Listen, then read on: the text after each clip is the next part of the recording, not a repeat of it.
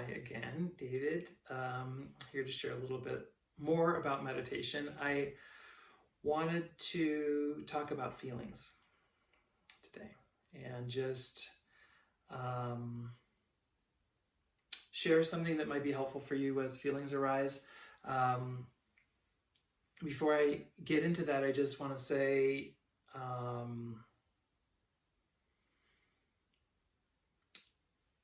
relaxing when we're meditating, it can allow a lot of stuff to come up. And so if you've had trauma in your life of one kind or another, just please be gentle with yourself. It's okay if stuff is coming up that's just too intense to stop. That doesn't mean you failed or anything like that. Just be kind to yourself as stuff comes up.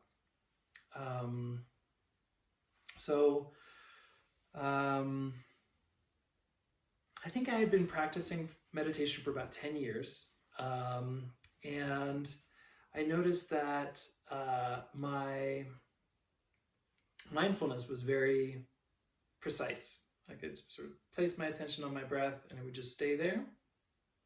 Great. So I had been working diligently for 10 years and something was happening. That's cool. It was good. But I also noticed that I was not totally in touch with the deeper insights into my life. And that I wasn't totally in touch with my real feelings. I could cultivate feelings of compassion and empathy and things like that, and those are all very good things to do. I'm not criticizing myself for that. But in terms of my actual real feelings, where were they in my meditation?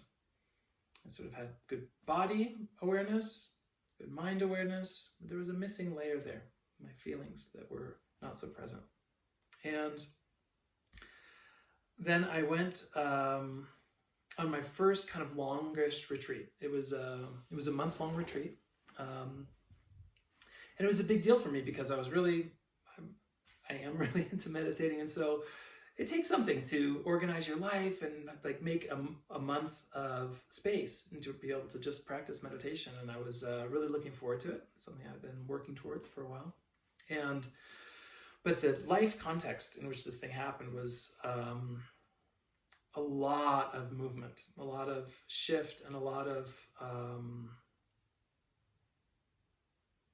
loss and grief and joy and all kinds of things. I'll tell you, the previous year, I had lost a relationship that was really important. It was basically my girlfriend broke up with me,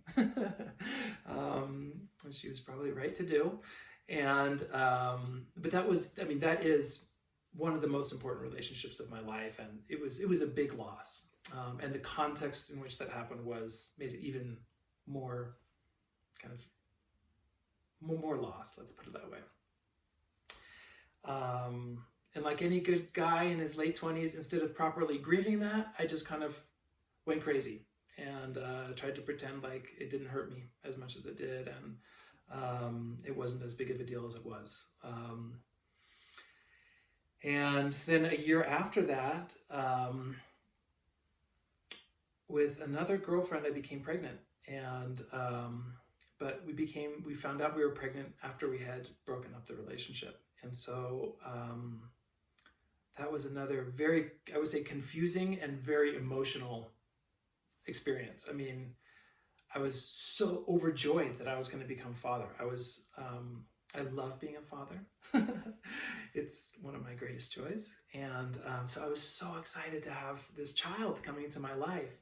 Yet I knew, wow, this is not in a committed relationship. We lived in New York and LA at the time. We didn't even live in the same place. So there was complexity. How's this going to work? I had some kind of artistic career going, but I thought, how am I going to pay for this child? There was a lot of feelings. And I arrived to this retreat, which was in the mountains in Colorado. And I remember we arrived, we kind of settled in, and then it was the first night to practice together after arriving. And we were practicing in a big tent, not like a camping tent, like a circus tent, huge. I mean, I don't know if there was 50 or 100 people there, a lot of people practicing with me. And so we sat down in this tent, and there was this huge pole holding up the tent in the center, almost like a tree. And then ropes and everything to keep the tent sort of tight. And I sat, and I was sitting basically right in the front row, and in front of me there was a shrine and sort of one light bulb hanging down, illuminating this shrine.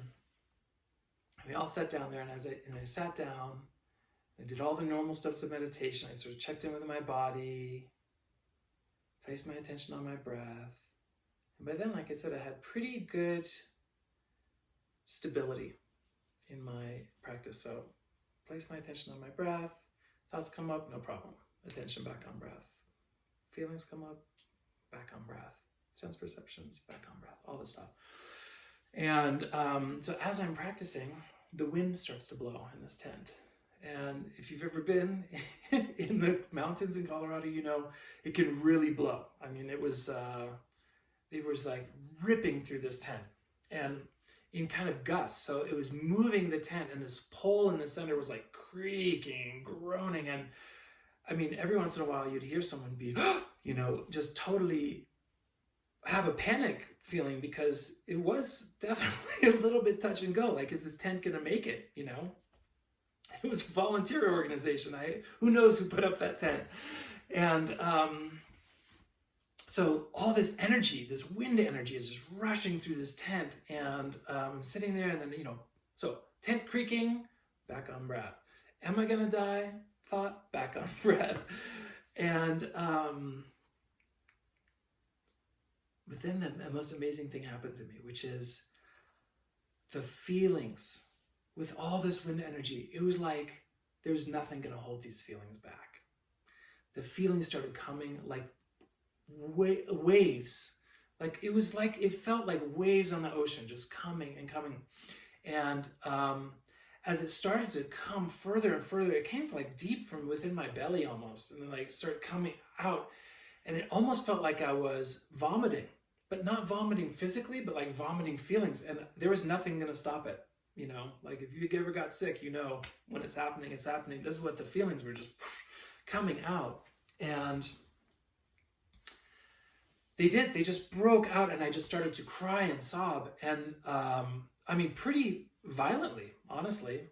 And all these feelings that had been sort of, pushed aside or set aside, or I didn't, whatever, all the stuff that had been waiting for me brewing just came out.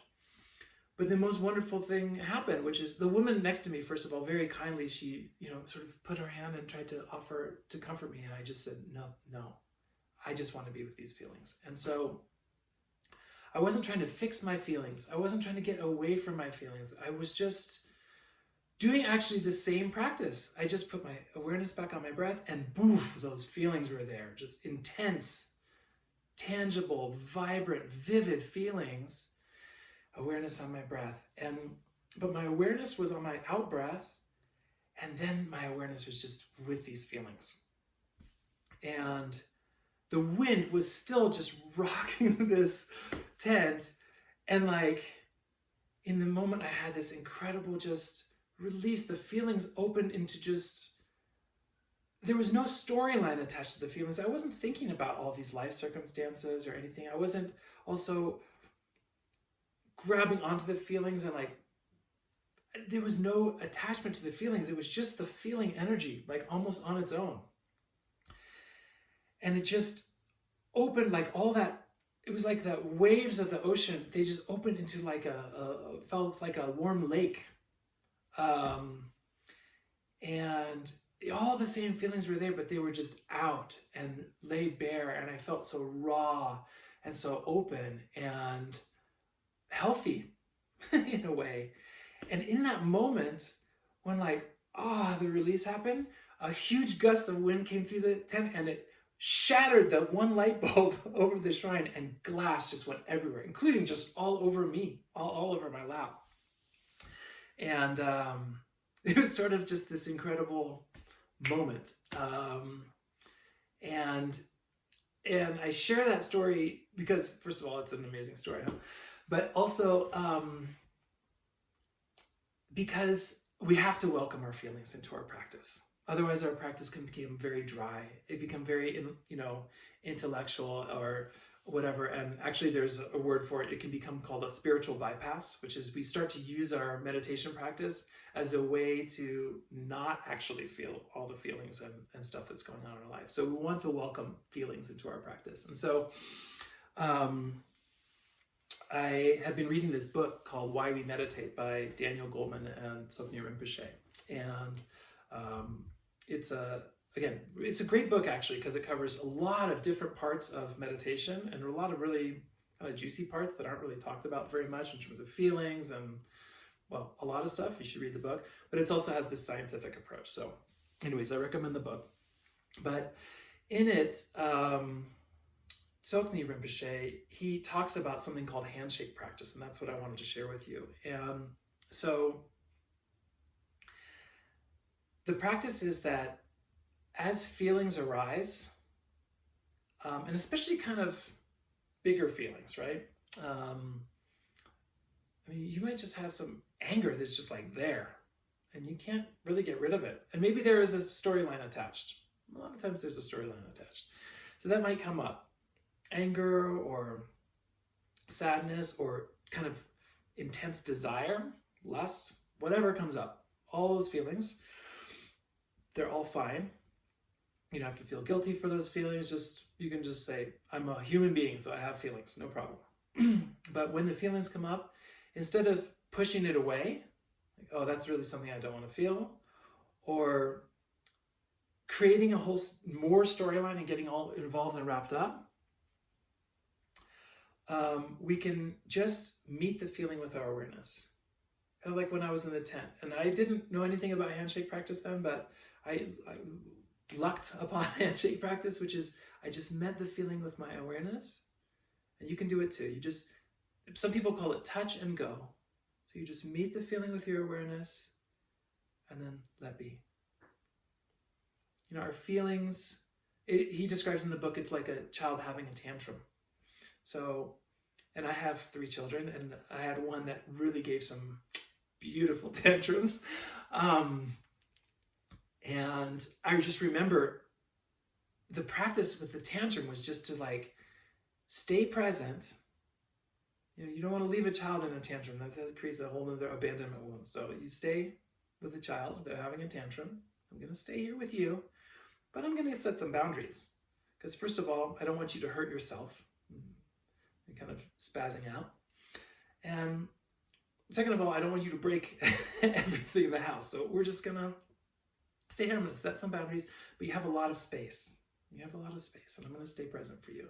And that's kind of what it is to be with these feelings. He calls them beautiful monsters, and I love that because it's like, if they were just monsters, we would just tell them, go away. I don't want monsters in my life, right?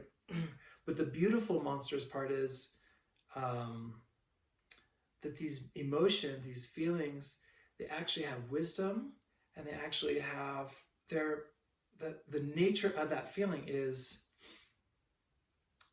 beautiful. It's really beautiful. And well, I won't get into all what it is, then it gets too long. But and actually the moment when awareness meets that emotion is the most beautiful part. It's sort of well, again, I won't get into it. I'm trying to be disciplined about what I say. So just to meet our feelings and then allow us back to space. And one way of doing that, if you're doing shamatha with support or calm abiding with support, is just you allow yourself to feel the feeling, and then you just go back to the breath. And then you're with the feeling and go back to the breath. And if you can, just be with the feeling and drop the storyline. Take some coordination. So if you feel at first like, oh, what is he talking about? And this totally doesn't work for me. That's normal.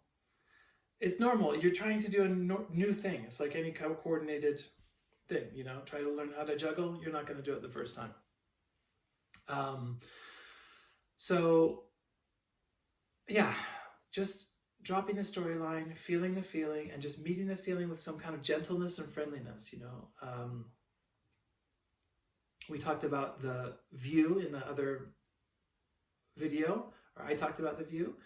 Then it's also that sense of curiosity and openness, like, yeah, well, here you are, just friendly. I've also heard it described as like a grandpa watching a child. Grandpa's not gonna get too involved. He's not gonna get all in the child's business. He's had enough life experience to know if they put the crayon in their mouth, it's probably going to be okay. But kind of a gentle presence with your feelings. And one thing I like to do when I first sit down to practice, I first sit down and then I feel my body. I sit on the ground, but in a chair, on the ground, however you're going to sit. And then one thing I do just to touch in after I've said, okay, where's my body? And I just touch in with my feelings. And I do that actually, I usually put one hand on my heart. I put another hand on my belly. You can't see it. Woof, there it is. Because I also have, for me, I feel a lot of feelings just in my belly. That's kind of where another place where my feelings reside. So I just put my hands there just to check in. And just, okay, what am I feeling? And also just as a sign to myself, like, hey, feelings will probably come up, and those are also welcome here. It's healthy to not only have a body and a mind, but also have this middle layer of these feelings, and I want those to also be welcome in my practice. So anyways, a little bit longer than I had hoped to talk, but I just wanted to share with you about these feelings. And again, so I won't go into a lot of detail, but I have my own trauma also that comes up from childhood and other times in my life, and it's important to really respect that. And actually, eventually probably meditation is a place where that really comes out. For me, it's worked really well in meditation to also just meet that trauma. I'm also in a type of therapy, and have been for a while, called internal family systems. And it really has a lot to do with this handshake practice. It's sort of like meeting these different parts of ourselves with openness and gentleness, and allowing them to be. And it's not something that happens here. It's not about having a lot of concepts and ideas and figuring yourself all out, like, okay, now I understand the big puzzle and I can optimize myself or something. It's not an improvement plan like that. It's about becoming familiar and living in our feelings.